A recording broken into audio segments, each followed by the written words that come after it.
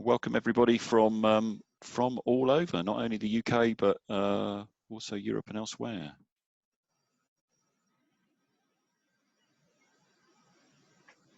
Okay. I think we are looking good. Right. I'm going to stop sharing screen for a moment so that we can just go back. Okay, that's great.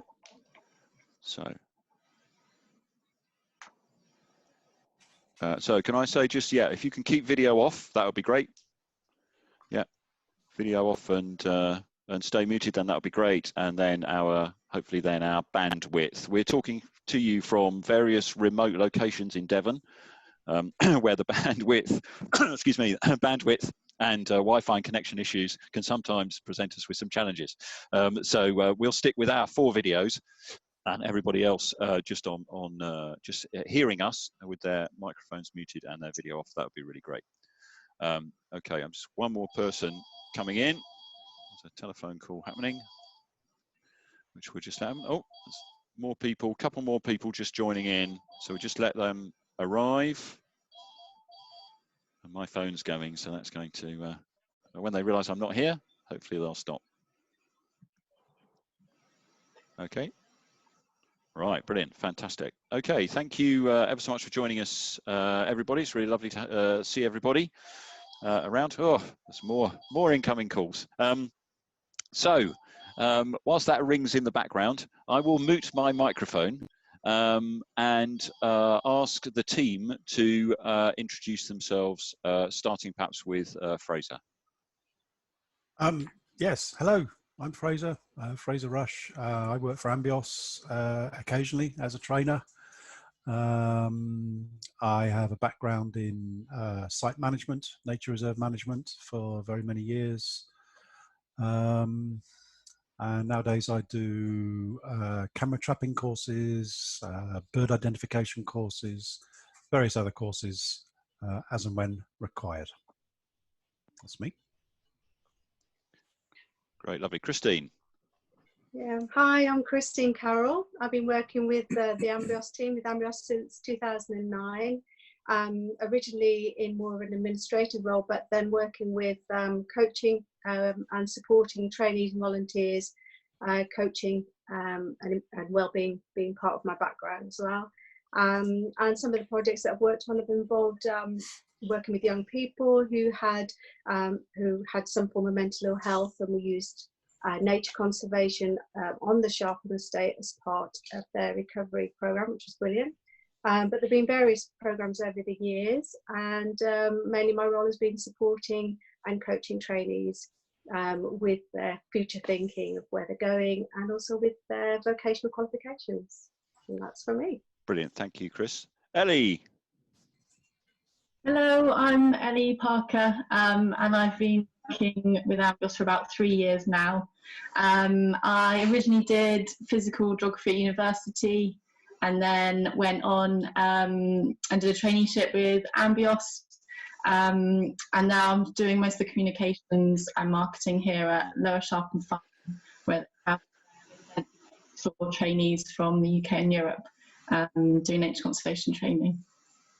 Brilliant, thank you, Ellie. That's wonderful. And participants will see, you'll all see that Ellie is using Jack at the farm, Jack's computer, because we had a technical issue this morning. So that's why she's coming up as Jack Skews, but really she's Ellie.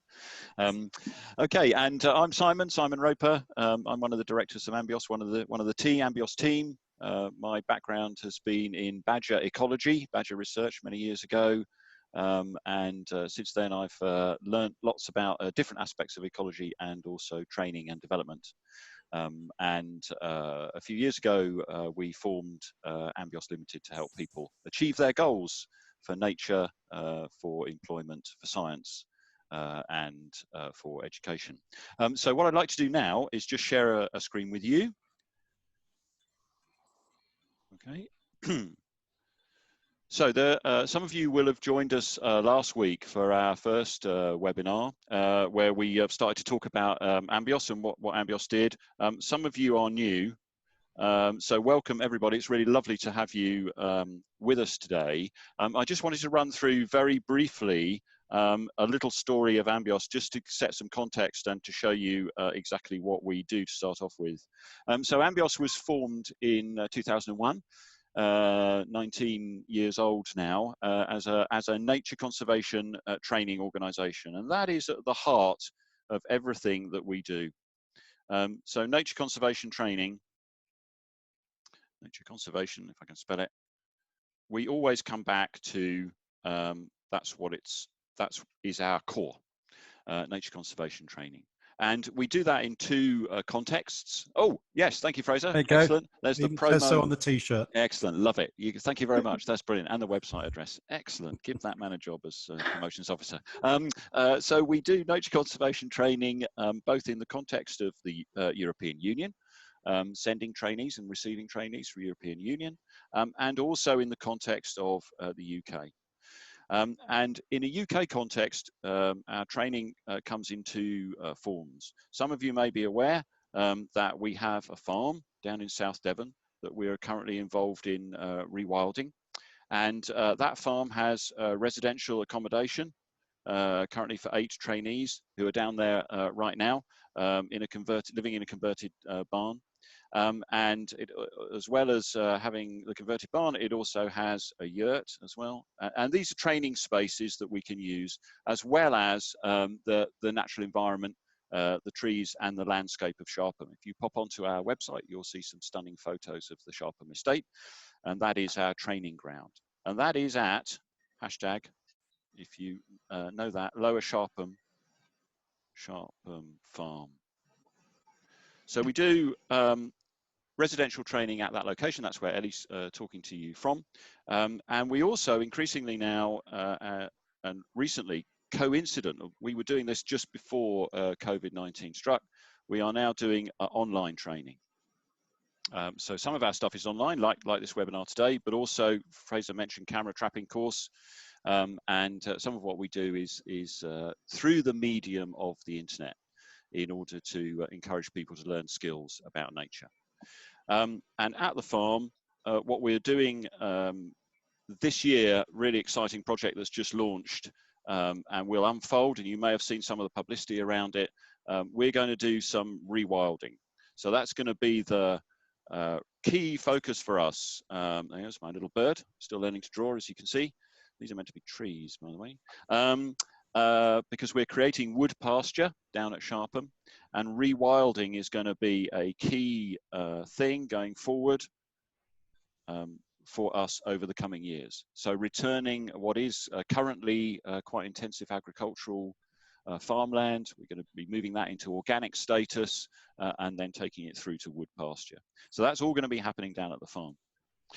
So we do nature conservation training as our core, and we do that looking at nature and using nature. But one of the other things that we do that's really important is about development, people development. And that's talking to people about jobs, careers, ways forward. And actually we call that, got the name wrong, apologies, we actually call it personal development. So that's thinking about ways in which you might get a job in nature conservation if you want to, or get a job elsewhere but still be connected with nature conservation. Lots of different things that we're involved with, giving you a skill set or a toolkit that will enable you to go on and pursue your future ambitions and ideals. And one of the core things that we talk about in personal development also relates back to our training is something you may have come across called growth mindset. And this is an approach, a kind of attitude, if you like, a way of thinking. And if you imagine that, here we are, this is your brain, okay, functioning. And actually your brain is an incredibly flexible and strong thing. It can hold up big weights. Smiley. And the more that you practice things, the more that you engage with different activities, the more that these can become part of a natural activity, part of your learning. So this is called growth mindset. And the key thing about growth mindset, whoops, if I can spell it right, look at the screen, is that essentially what it's saying is if you want to learn a new skill or practice a new thing, then that practice is really important. And you may at times feel that actually it's not going particularly well, or it's going to be really hard, but that's because you just need to think about adding yet to the end of your sentence in terms of I can't do it. You can't do it yet. If you practice it a little bit more, then those skills and those competencies will come. So we all started as wildlife professionals, you know, where at a point where we needed to learn things.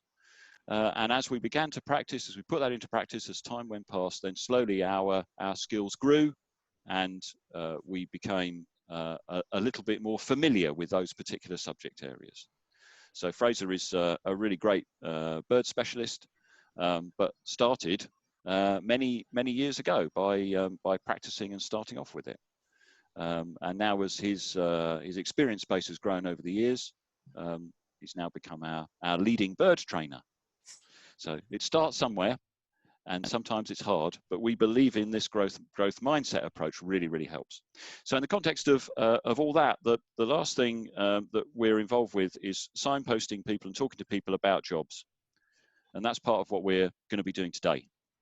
Thinking about jobs, thinking about how to apply for jobs. So that's a quick kind of history of Ambios and what we get up to. And I just wanted to touch on something else, again, related to jobs, something I think is really important in the current context. And those of you who joined us last week will know that this is really part of our theme. Our theme for now is about hope.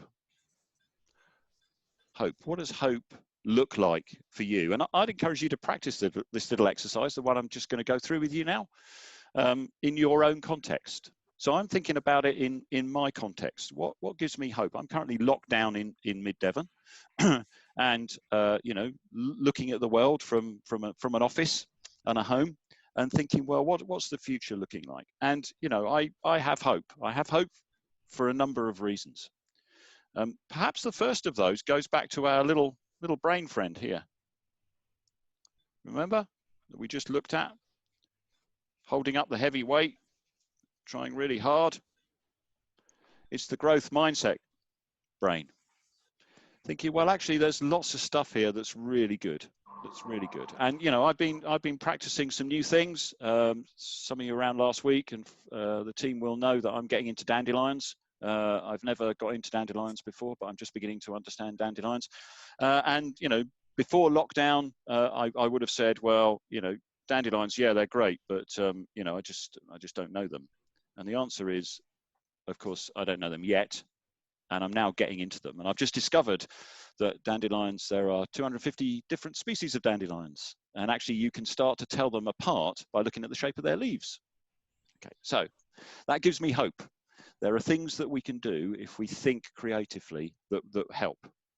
What else gives me hope? Well, of course, the great thing that gives me hope is, I'm sure you've been practicing this too, is watching nature through my pair of binoculars here.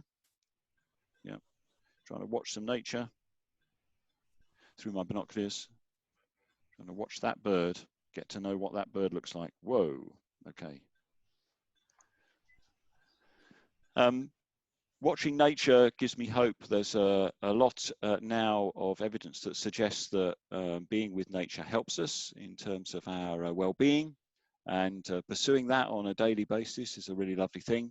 Being able to look out the window, go into the garden for a while is really great. That gives me hope for the future.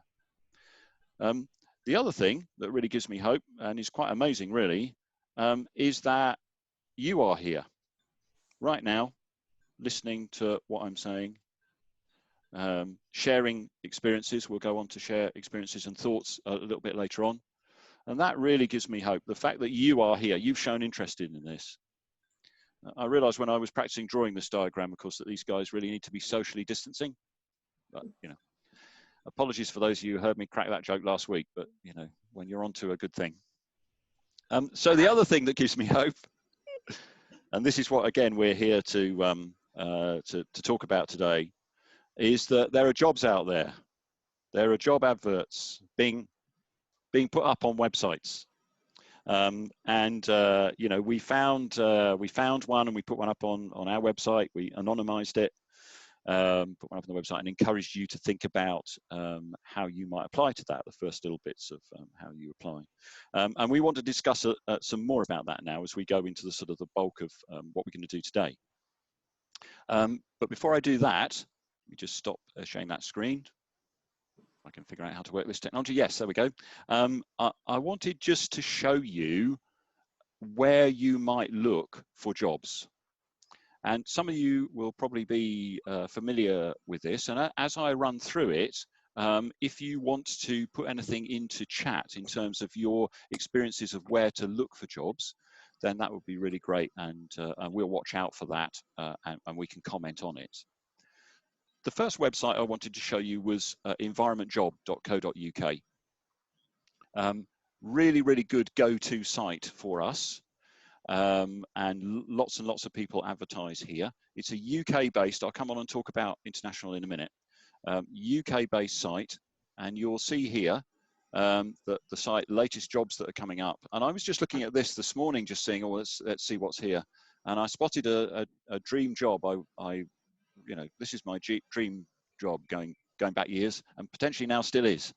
It's a warden for the Malvern Hills. And it's to do with regular patrols, practical tasks, management across the Malvern Hills, a particular area in the UK.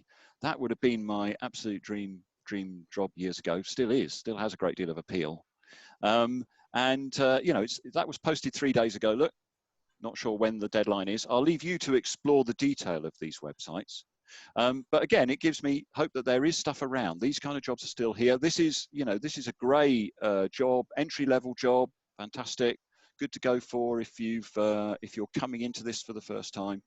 There are other sorts of jobs around as well that are also slightly more senior, and you can flick through the site. And the great thing about this website is that it's organised by region and also by job function. So if there's a particular area that you're interested in, you can go and look at that particular area, and you can actually see the numbers of jobs advertised here as well. And you could look at levels and part-time or full-time. So a really quick way to have a look around, and thoroughly recommend the site. And of course, it's in these days of connectivity, it's all linked through to job applications and job descriptions, etc. So that's the first one. We have to say that other sites are available, although that's our favorite. So another site that's really great is Countryside Job Service. And again, you can do a job search. Just looking down here, just briefly, you can see the kinds of jobs, environmental education activities. It's about publications. Here we go. Business Development Manager in Cornwall. Peat Project Officer, Yorkshire Wildlife Trust. It's a nice one. Tree Council, Head of Major Tree Planting Projects. Wow. So again, jobs are out there. CJS is another really great site. And if you're looking, these are UK based, as I said at the beginning, if you're looking for a little bit further abroad, then it would be Countryside Jobs with an S, as against Subject Jobs, singular. And you'll see here that they've actually put up an explanation of the two sites because they are different. So the one with an S is more international, often Madagascar there, look, but includes the English ones as well. Okay, there's lots of English ones there. Give me the international ones. Next page. Let's have a quick look on the next page. So again, I'd encourage you to go and explore and get a feel for the organisations involved. It's probably a little bit slow because of my internet link. There goes another one in Madagascar, unless it's the same one. North America, there we go, that's good. So more of an international feel in Countryside Jobs with an S. And the last one I just wanted to take you to was Careers in Conservation. Sorry, Conservation Careers, I beg your pardon, Conservation Careers. And again, international jobs, but what I spotted here was, look, it's a training program on how to get a conservation job. So there are other training programs available across the board. So this is another good one to have a look at.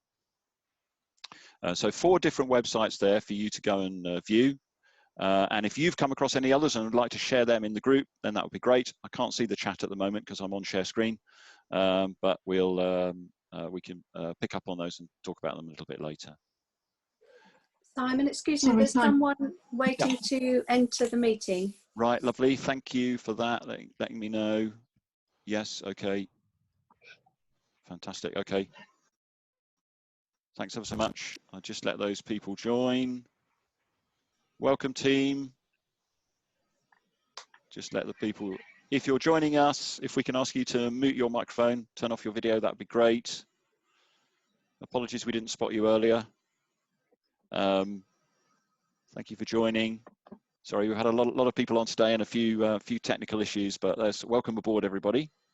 Hopefully you can hear us. If you can hear us, can I just get you to raise your arm using the participation thing? Just so we're all on board, that would be great. So just briefly to recap there. Ooh, are we still there? What happened? What happened there? I've lost my thing. No, okay, that's all right. Just making sure everybody's still with us. So just the 4 websites to look at then, just for those who are just joining late, Environment Job without the S in it for UK jobs, CJS Online, Environment Jobs with an S for international, and Conservation Careers. So 4 really great websites to look at there.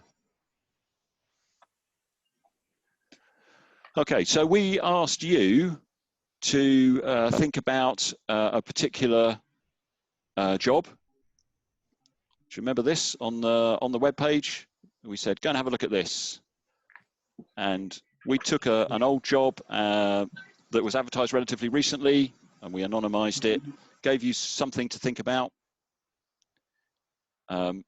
And there was a general description, and then there was a person specification for you to have a think about. And very kindly, you replied and put some text, thinking about the first couple of sentences of a covering letter. And that was a really great exercise. And so I'm going to stop sharing screen now. Let's just make sure everybody's okay. And just wanted to go back. Right, so if you can open your text boxes, we're just going to be sharing some stuff in text messages. So I was talking about my dream job, the one I'd spotted earlier on environmentjob.co.uk, the Malvern Hills one, and I noticed that it has an application form. So there are 2 different sorts of two different ways of applying for jobs. Some have an application form and ask you to send that, sometimes with or without a covering letter, and others ask for a CV and a covering letter. So we asked you whether you could just think about the text that would go into a covering letter. But actually that is really good practice for putting information into an application form. And I went into the Malvern Hills application form just to have a look at what the core thing that they were actually asking. What's the bit that's going to get you the job? And you'll see written here, it says, please state how your skills, abilities, experience and achievements to date, including leisure and voluntary, would make you a suitable candidate for this post. And I thought, well, that's in the application form. That's a really good thing to bear in mind when you're writing your covering letter as well. So you might write a covering letter for one job, and you might find you're editing and tweaking that to put into an application form for another job, or vice versa. So this idea of thinking about what text to put in, starting to get you considering what the best opening couple of sentences might be. So I've taken a few of them to put into the chat. I've anonymized them. It's a lovely word that we're catching up with. And so you may recognize your own text, but it's in an anonymous context, I hope. And we're going to put this first one out to everybody, give you just a few seconds to read it, and then I'm going to ask the team just to give us some thoughts about this really difficult task, isn't it, of writing the first couple of sentences to a covering letter. It's a really hard thing to do. And while there are tips, there's no right and wrongs. And I hope that that's what will come out of today's session is kind of where you need to be aiming to try and sort of narrow it down a little bit, and perhaps some of the pitfalls that it's good to avoid. So we've put the first one up into chat. So I hope everybody can see that. I was just going to ask the team just to give some general comments about reading that initially at the start of a covering letter. Any thoughts? Who wants to go? Chris, come to you. I think it shows enthusiasm, and I feel it's really important that when we're showing that enthusiasm, that we keep a balance. I know as a team we've talked about saying I'm passionate about ecology, but actually how specific is that? What does that actually mean to, in real terms, to someone who may be looking to employ you? Yes. Yep. Okay. Yeah, I think on the back of what Christine's just said, to say you're passionate about ecology is great, but I would be looking for examples to back that up. Yep. In what way are you passionate about ecology, and how can you demonstrate to that me, albeit in a short covering letter, which is hard? Yeah, it is. Yep. Yeah. Also, this person has committed themselves to 5 years of university study. I mean, that is a huge commitment, sure. But, and here's the but, every other candidate will have done that as well. Yep. Okay. And so what makes you different? I'm afraid that 3 years or 5 years at university, while it is brilliant and it is a huge, huge commitment, it doesn't set you apart from the majority of the other candidates. It is other things that will do that.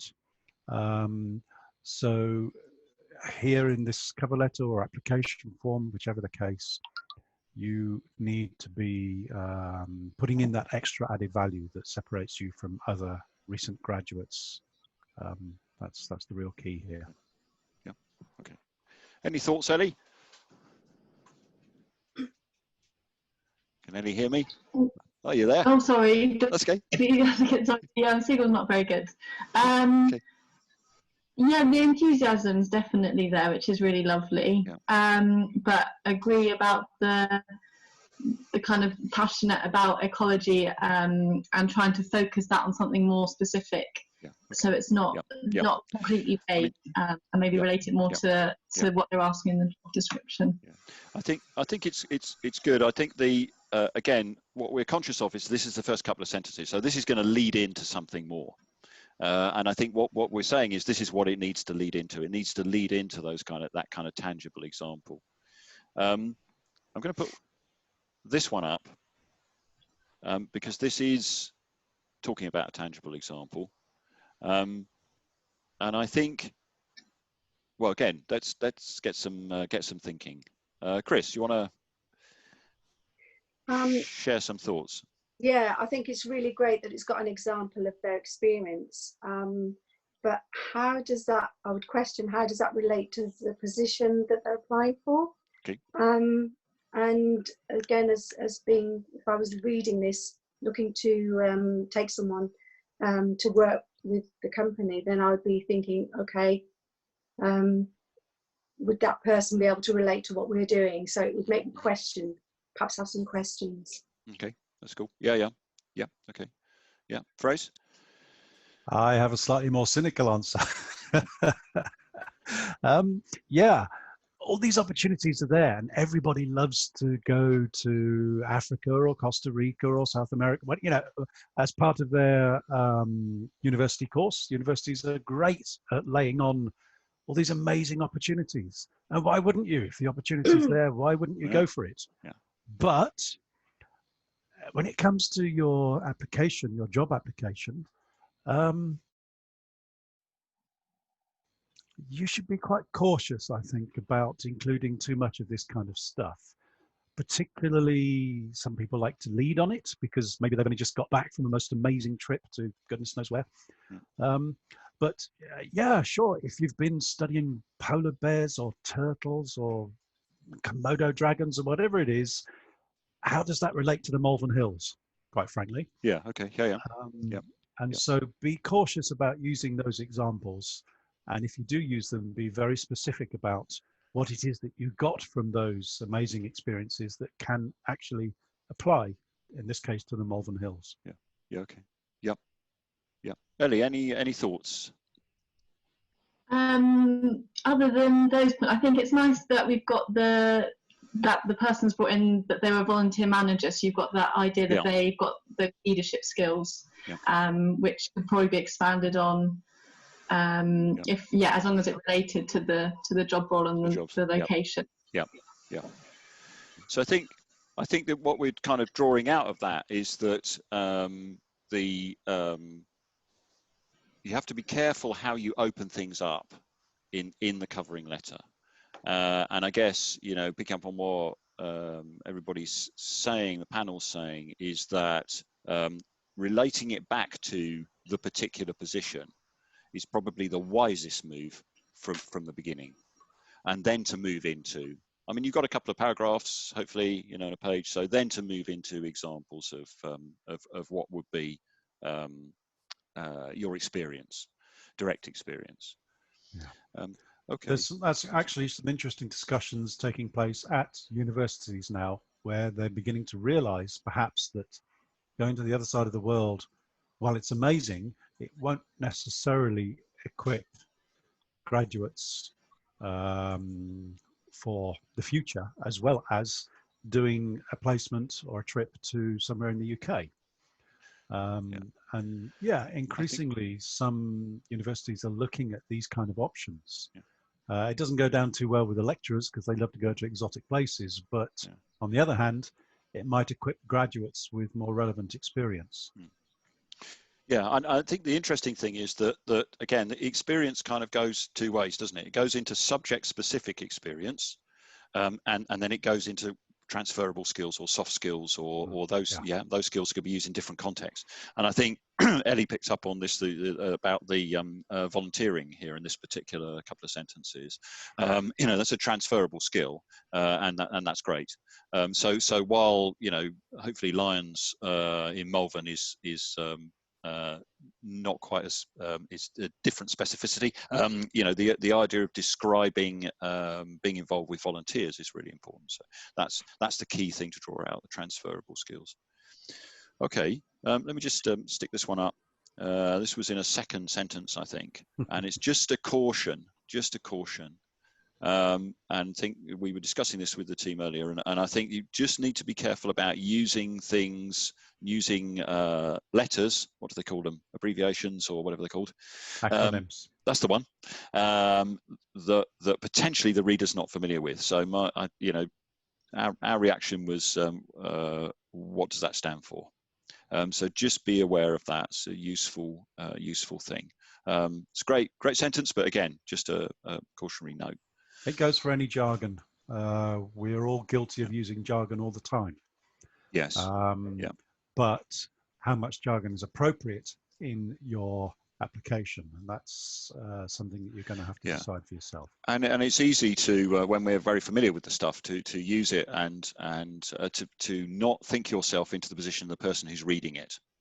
And I think that was one of the other things that we were going to come on to talk about, which is give it to somebody else, give your covering letter to somebody else, because they might spot that. Because I do it in grant applications. When you're familiar with the lingo, then it's easy trap to fall into. Okay, here's the thing.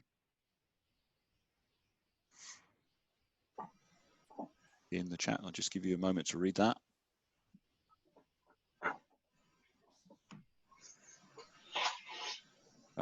Who on the panel would like to start us off? I'll go. Oh, go on then. I thought this was brilliant. I think this one, from the point of view of an employer going through dozens or maybe hundreds of applications, something like this stands out. Reliance on nature is what we all have in common, whether we view it as a commodity or a gift. There's something philosophical about it. There's something that demonstrates a real kind of deep feeling on the part of the applicant.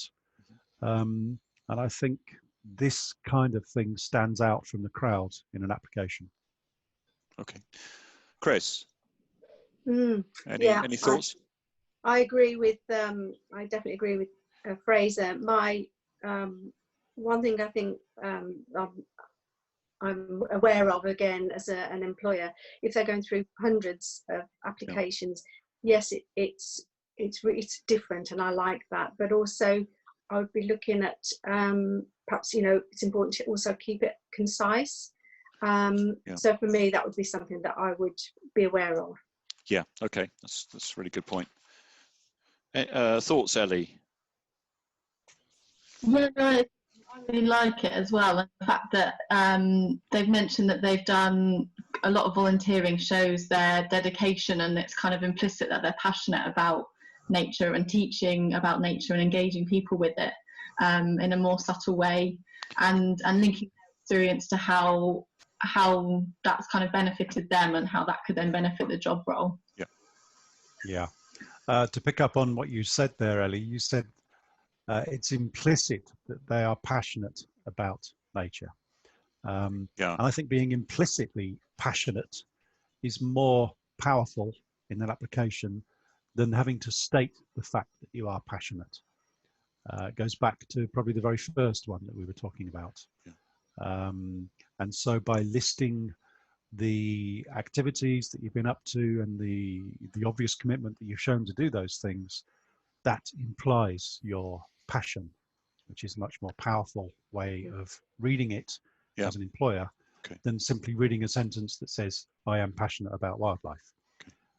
Yeah, definitely. Yeah. Okay.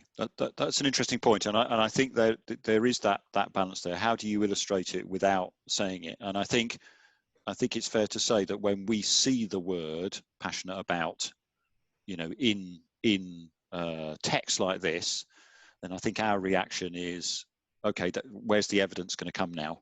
So if you're writing something like that, it's sort of I'm passionate about wildlife because, you know, I've shown it this way. But I really like what you picked up on, which is the idea that actually you don't use the word at all, because it may be that actually it's becoming too familiar, too overused.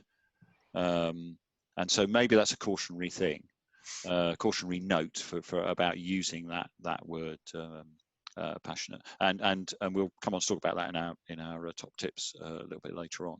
It's not just that word as well. There are a number of trendy words which, yeah, they all have meaning, but that meaning is being undermined by the fact that they're used so much. And again, if you read through 100 applications and they're all using the same buzzwords, then that can start to wear thin on the part of the employer who's having to read these things. Read it through, So again, it's more powerful to imply these qualities than it is to list them if it means that you have to use the same buzzwords that everybody else is using. Yeah. Okay. Interesting. Yeah. Can we just go out to our participants, and you know, if you want to use the chat to ask any questions at this point, or to follow through, or indeed to comment, excuse me, then please do. We're happy to take those now. And I think I think, as we said earlier, just going back to, you know, it's a really hard thing to do, this covering letter, or indeed the first couple of sentences to in an application form. Really, really hard. And you know, somebody, when I was learning how to write practicing grant applications, somebody many years ago said to me, you know, actually your best sentence is actually probably number 4 or number 5 in your paragraph. The problem is that now I know that I have even more trouble because I actually can't start because I know number 5 is going to be the one I want, but I get caught in that loop. So that's a bit tricky, but it is about crafting. I think that's the other thing. So, right, you know, what I try to do with the grant application is to sort of relax. Just relax. Imagine that I'm talking to somebody. Imagine that I'm putting that down on paper, and then I will craft it. Might show it to a few people, get some feedback, Craft it, keep going, keep sort of editing, keep trying different ways until you feel comfortable with it, that it represents you, and not an easy thing. I think also about focusing on the strong points, on your strong points, and relating that to the job role and the organisation, to show that you really are linking the two together, your skills, but actually interested in what they are looking for in someone, and the interest in the organisation as well. Yeah. We take a couple of questions. There's a really interesting couple of questions here. So a question about, is it worth applying for a job where you don't fulfill all the entry requirements? I think that's a really interesting question, isn't it? Any thoughts? Fraser, can I kick that one to you initially? Yes, I think an emphatic yes. Uh-huh. You don't know what the other applicants have got. Yeah. You might have something very special. You might not actually tick all the boxes, but you might tick one box so well that that overrides your lack of ticks in other boxes. Don't just do it for practice, applying for jobs. That becomes a bit kind of laboured. But if you want the job and you're passionate about, there's that word again. If you really want the job, then, and you don't tick all the boxes, well, go for it anyway. You might just be lucky. Chris, I agree. I think also the just showing a genuine interest, perhaps a different way of saying passionate, but a genuine interest in working for that organisation, and show that you're willing to learn. You can, you've got transferable skills, and also you're willing to add on to your skills. Yeah. Actually, there's a really good point about working for the organisation, because while the job you might not satisfy all the criteria, you might want to, just focus a little bit on wanting to work for that particular organisation, and there goes just a spin-off point, which is, for many people who are now in lockdown and having access to the internet, now is the time to research those organisations so that you're aware of how how they work and how they operate. And so yes, it could be a foot in the door for then moving on into other jobs within the organisation. But I think generally our thinking would be absolutely go for it, and also I'm conscious of this. Sometimes, again, you have to ask other people, or you have to get into a conversation with other people about your own skill set. Quite often I forget some of the things that I've done or even am doing sometimes. Can't remember which day of the week it is now. But, sometimes it takes a conversation with other people to remind you of things that actually may mean that you're a closer fit to some of those skills than you realize, and particularly focus on the transferable skills. I would suggest particularly the transferable skills, and for the specific ones, so the classic one would be, do you have a license to handle dormice? So if you haven't got it, what are you going to do about that? What's, at least ignore, and it's about being open, honest, and concise, isn't it? It's about saying, okay, I haven't got that, but I'm going to work towards that after lockdown. This is my intention. Or, I've been in touch with this person by email, and they're willing to take me on to learn how to handle dormice. So I'll do that afterwards. Okay, I'm just going to move on because there's questions coming in, which is fabulous. I love that. So I'm going to move on to thanks very much. Stand out from the crowd. Something I really struggle with. Okay, I can understand that. But you are a unique individual, so you're bringing to this application you, and so within you there will be something that you need to search out that's unique, and again, a conversation with friends and family on this can give you an honest reflection to find those things. It can be a useful tool. Understand how it's a struggle, and it's not easy, and it's also, I think all of us on the panel find it really hard to blow our own trumpets, in this, as the English expression, to say things that are good about ourselves, because actually we're more about, doing things with other people. It doesn't come naturally. It is really hard. Practice, Can't do it yet. Practice. What advice would you give to an undergraduate student to prepare them for career in conservation when their degree is finished? Oh, that's a cracking question. Okay, any thoughts, team, to prepare for a career in conservation after their degree is finished? Team. Get involved in as many things as you can, additional to simply studying for your degree. Mm-hmm. That's the long and the short of it. That's what makes a successful candidate. It's as simple as that. Yeah. If you've done lots of other things as well as getting a degree, then you will be head and shoulders above most of the rest of the candidates. Yeah. Okay. Yeah.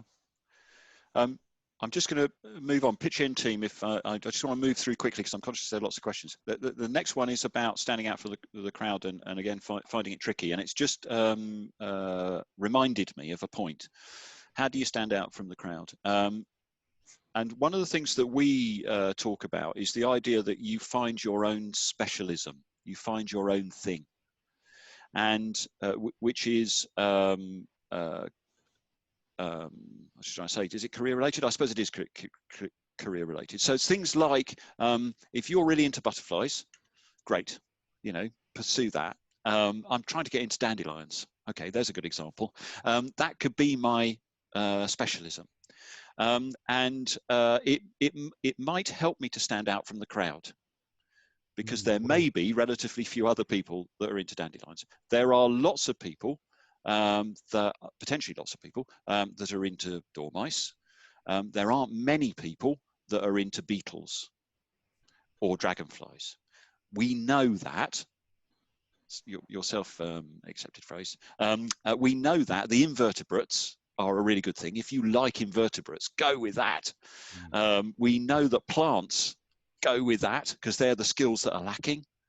But having said that, if you have a particular passion for mammals, choose your mammal and go with that. Having an in-depth, being able to bring to the table, as it were, being able to stand out from the crowd by having a particular specialism is a way that you can explore that.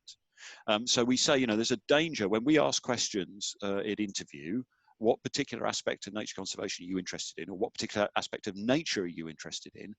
We fear for the answer everything. We don't want to hear the answer everything. We want to hear, well, everything, but my real passion is this. Oh, I've used the word passion again. You know, my real interest is this. It's butterflies, or it's beetles, or it's badgers, or it's dormice, or it's brassicas, or it's, okay, I'm out of my depth in plants already. You know, it's something. So I think that we would encourage you to do that. Find your specialism. It also provides you with a wealth of experience to be used for other things. How did you deal with a tricky situation with a colleague? How did you deal with a safety issue? You may have encountered those in the context of your specialism. Right, okay, sorry, I'm rambling. Anything else, team? Pitch in. I'm going to look at the next question. Okay. Somebody's asking, I don't know, I've just gone past it. Yeah, if a job advertises that the applicant could get in contact over the phone for an informal chat, is it good practice to do so? Oh, that's a good question. Okay. Yeah.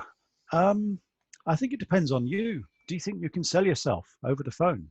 And if so, yes, definitely do it. If you're a little bit more reticent and you think you can sell yourself better on paper, then yeah, maybe not. But I think, you know, if you think you can sell yourself over the phone, then it's a great thing to do. Yeah. Definitely. Yeah. Okay, just going back prior to that, it's about if you don't fulfill all the requirements, how do you address that in the application? And I think you need to be applying for a job where you probably have kind of 50% of what's being asked for. It's going to be a lot harder once you get you know, into those other percentages, and you're being open and honest, and you're describing your strengths, and you're focusing on those, and you're being really open and honest about what's missing for the time being. You need to lead with a statement which says, I don't have X, Y, Z, but instead I've got ABC, which I think can be really useful to you. Yep. I would actually suggest doing what Fraser does, but do it the other way round. So I would say, I've got this, this, and this, but I don't have this. So start with a positive, but that's fine. Any which way is fine. So somebody's just saying about working with adults or those with learning difficulties, which is superb. Really great probably loads and loads of really nice examples in there of perhaps of working outdoors, helping those with learning difficulties. Got some lovely stuff there, I'm sure, that you can draw on. Experiences, and you know, what's the value of nature to those who approach it in a different way, and you know, some really good stuff there. I would suggest. Okay, informal chat. Okay, I completed a dissertation on moths in Northern Ireland. Oh yeah, okay, Brilliant. yeah, fantastic. Whoa, great, moths. That's the other great one, actually. Yeah, moths. I was talking about it the other day. It's a really good thing. Yeah. Okay, we're just now advised to give a graduate who has been continually unsuccessful in applications. Okay, okay, volunteering as much as possible. How can you show responsibilities? Okay, yeah, okay. So this is something that we come across, don't we? And this is, you know, people who are trying and trying and trying, this constant kind of kickback. And I think it is where I would start was I would take an application and I would find some brave, and I would show it to some people that you know and you trust, and ask them to read it through and then ask you some questions about it. And I would hope that those questions would reveal then perhaps the areas that you need to strengthen. Okay, so you need to just explore a little bit more the way that you're saying things, and it's probably all there. Yeah, it just needs, perhaps if you shared it with somebody who knows about the job and somebody who doesn't know about the job, then those two things, same principle as we do with grant applications. The reality is that we have to let go of our emotional link with the text that we write. You know, I have to do this in grant applications. I write a grant application based on what I believe passionately to be a really great project. I have to be prepared for my trusted inner circle to come back to me and say, actually, I think you should write this the other way round. Yeah, and that's, so what I would suggest is that you get a recent thing that you've applied for and you share it with a few trusted people and get them to have a conversation with you, get them to ask questions. Yeah, and hopefully that would help. Currently halfway through a PhD. Oh, sorry, you want to phrase? I think you should also look at how you can add some sort of demonstrable substance to your experience. So if you've done lots of volunteering, what have you got to show for that? Yep. For example, if you've done lots of volunteering with people doing dormouse studies, that's brilliant. That's fantastic. It's a good experience. But have you yourself got a dormouse license out of that? Yep. It's kind of, you need to be a little bit savvy about getting something to show for it every time you go out volunteering. It sounds a bit mercenary, but that's the situation you're in a way. So yeah, if you've been doing practical work, has the organization you've been volunteering for offered you a chainsaw certificate or you know, other practical qualifications?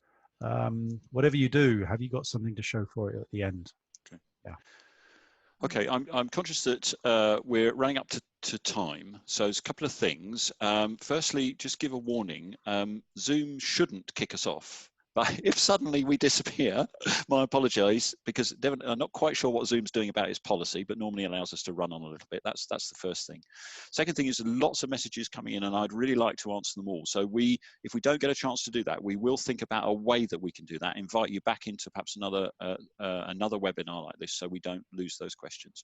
I'm just going to carry on, and perhaps this is the last one. Somebody's asking about they've been doing a PhD, and somebody said about being overqualified. We've come across this before, haven't we, in many guises. Don't worry about it. You know, I think the thing is that you will have a detailed academic understanding of a particular subject area. That's great. Complement that with the skills that you've gained, be they transferable or specific, nature specific, and kind of, you know, major on those, major on the skills. Both transferable and nature specific. Not a question of being overqualified. You know, there are a plethora of PhDs in nature conservation as there are in other areas, and actually that's fine. And we have we could, if we had time, go through many stories of those that we know who are working in nature conservation with PhDs, including some of the Ambios team and you know, many others as well. So I wouldn't worry about it. I'd encourage you to just carry on. It's fine, absolutely fine. What I'm going to do now is I think I just want to run through our 7 top tips, which is what we said we were going to do. So I'm going to go on to that now. The other questions we will take away, and we'll think about how to answer those. There's some really good stuff, and we may restructure the next webinar so we get more time for that. So we're learning as we go along here, as I'm sure you understand. But what I wanted to do was just finish up with our 7 top tips, if I may, because we said we were going to do that. And so I'm going to do a quick screen share. Hopefully you can see that, and I'm going to do a rattle through my learning to draw and our 7 top tips. So here we go. 7 top tips for applying for a job. Okay, ready for this? Writing covering letter. Okay, tip number 1. There will be on the job description, there will be a list of skills, and some of you have spoken about that, about the requirements. You know, don't forget to address them in your application form or in your covering letter. Okay, so if they're asking specifically about communication skills, or if they're asking about handling dormice, whatever, don't forget to mention that in your covering letter or your application. Back that up with some sort of evidence. Okay, this is a camera trap. Flash. There we go. You can see that. Oh dear. You can see the only thing I've almost learnt to draw is a bird. Not quite. Not quite yet. Need some more practice there. Not quite there yet. Okay, that's another growth mindset thing. But you know, back that up with some evidence. So if you're saying you're good at something, then tell me why that is.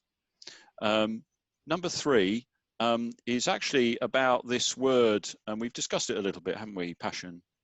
Has that actually been overdone? What's your particular passion? If you're going to talk about it, I'm not sure if that's a butterfly or I'm not sure what it is actually. If you're going to talk about it, then be specific. And I think the conclusion perhaps of our discussions this morning is that if you can avoid that word and make it implicit within the description, that's probably a good thing to do. Another top tip, both for writing covering letters and for interviews, is a little sort of thought experiment, as it were, where you think about something called you think about the situation. So you're going to describe something. Maybe you've been asked, you know, how did you deal with an emergency event, or, you know, safety issue, etc. And you can think about a situation. So I'm just going to imagine that my situation was that I was out in the woods, and I was told that we were going to be tree felling, and it was a public site. So I've got the situation. That's my row of trees. What was the task? Well, the task was actually going to involve cutting down a tree. So it's going to be, you know, something's going to happen in the winter. Tree management is going to be cutting down. And what was the activity that I was involved with? Well, because these are days of physical distancing, aren't they? I had to keep everybody away from the tree that was going to be cut down. That was my particular role. And what was the result? The result was everybody was safe and the tree was felled. And that's something called the STAR technique: situation, task, activity or action, and result. And it's quite a useful one to remember when you're describing something, both in an interview situation and in an application or covering letter. So that is top tip number 4. Top tip number 5, just here, is about being concise and being, here we go, being open, being you, finding your chi, talking about you being open, honest, but also concise in your covering letter and application. Number 6, something that sometimes people forget about is, lots of people here, is also about mentioning any memberships that you may have. Are you a member of the Mammal Society, the Royal Photographic Society, a conservation organisation, RSPB? can be worth mentioning. And in that context, last tip, number 7, is about just making the people you're writing to aware that you know something about the organization. Little light bulb moment, little thinking moment, that actually if you're writing to Wildlife Trust, that you actually know a little bit about that organization in some way. So putting that in as a sentence, as a lead in. So that's our 7 top tips for applying for jobs in terms of getting, hopefully, to be selected for interview, which is a whole another story in itself. So I should say that, as I say, we'll come back to you about taking other questions, the remainder of the questions. It's lovely, and thank you ever so much for participating. And there's quite a few of them to go through, and we'll come back to those. We're going to be organising some more of these webinars, not next Monday, but the Monday after. And so we'll be in touch with you because we have your contact details about what that's going to be about. But we're sort of going off air just for 1 week, just so that we can sort a few things out. Is there anything else, Ellie, that before we say cheerio, that I need to remember, or Fraser or Chris? Anything else to say to folks before we sign off? Just one thing, actually, for those who weren't aware, there's read.co.uk have some really good information on there of sort of experts that put together careers advice, helping to write CVs, CV templates, covering letters, personal statements, do's and don'ts, all of that sort of thing. So that could be useful. Yeah, thank you. Needs a bit of a hand. Yeah, fantastic. Yeah. Anything else? We okay? We okay, Ellie, with everything?